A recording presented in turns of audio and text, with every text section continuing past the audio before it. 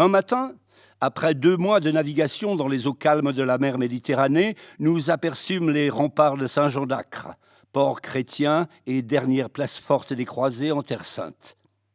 Nous étions arrivés en Palestine, sur la terre de Jésus.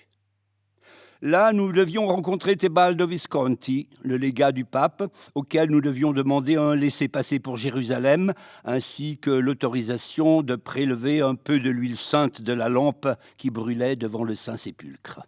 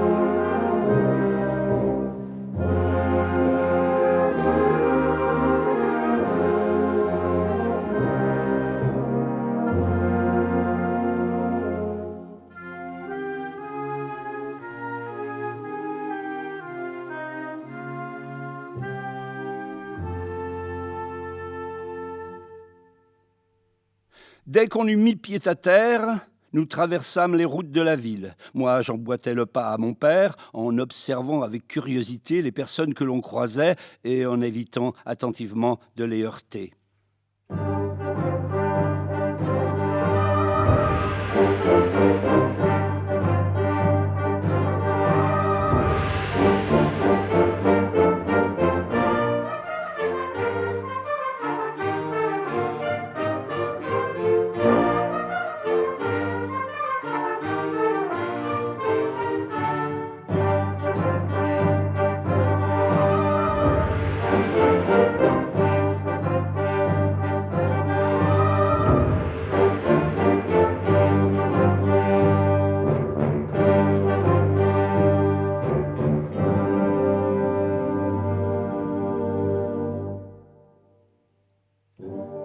Lorsque nous arrivâmes au palais du légat pontifical, nous entrâmes avec d'autres visiteurs et attendîmes notre tour dans une salle d'attente d'où s'élevait le bruit des conversations.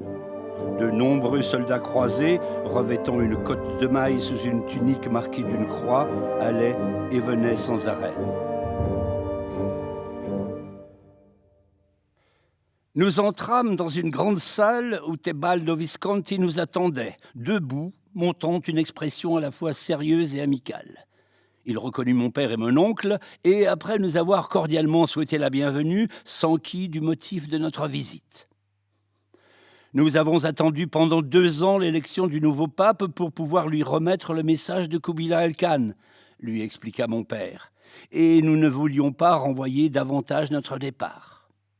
Tebaldo se mit alors à écrire une lettre adressée à l'empereur mongol dans laquelle il expliquait que le retard dû à l'élection du pape avait malheureusement empêché de satisfaire ses requêtes.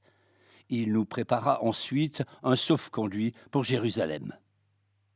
L'épouse de Kubilai Khan est une chrétienne qui croit que l'huile est un talisman miraculeux, ajouta mon père. Bien sûr, répliqua le légat, mais elle ne l'est que pour ceux qui ont la foi.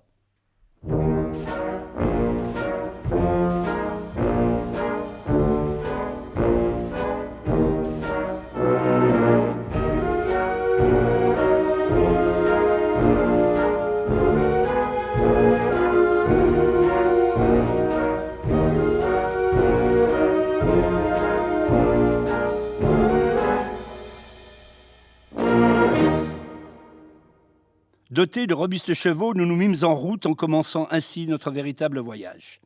Nous nous dirigions vers Jérusalem et traversions une zone désertique sous un soleil de plomb lorsque nous aperçûmes au loin une caravane de marchands. « Il vaudrait mieux les rejoindre, dit mon oncle Matteo. Dans ces zones, il est plus prudent de ne pas voyager seul. » Il n'avait pas fini de parler qu'un groupe de pillards à cheval, le visage couvert, surgit du haut d'une dune, fondit sur la caravane sabre au poing, massacrant ces pauvres marchands et les dépouillant de leurs biens.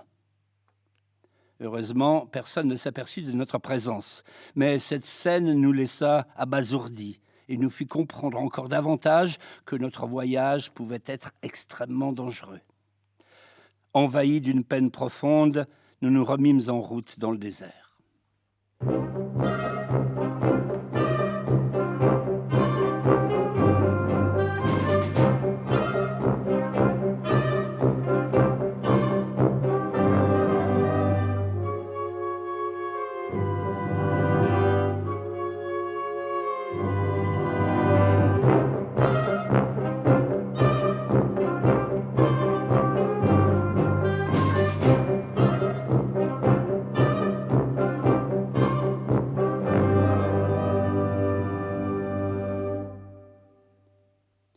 Nous poursuivions notre route des jours durant, tandis que le silence qui nous enveloppait n'était pas trop rassurant. Nous craignions sans cesse de tomber dans un guet-apens. Tout à coup, nous aperçûmes des maisons, et mon oncle m'expliqua que nous étions arrivés à Béthanie, sur la terre de Lazare. J'avais du mal à y croire. Nous étions arrivés en Terre Sainte, et l'on apercevait au loin les murs de Jérusalem.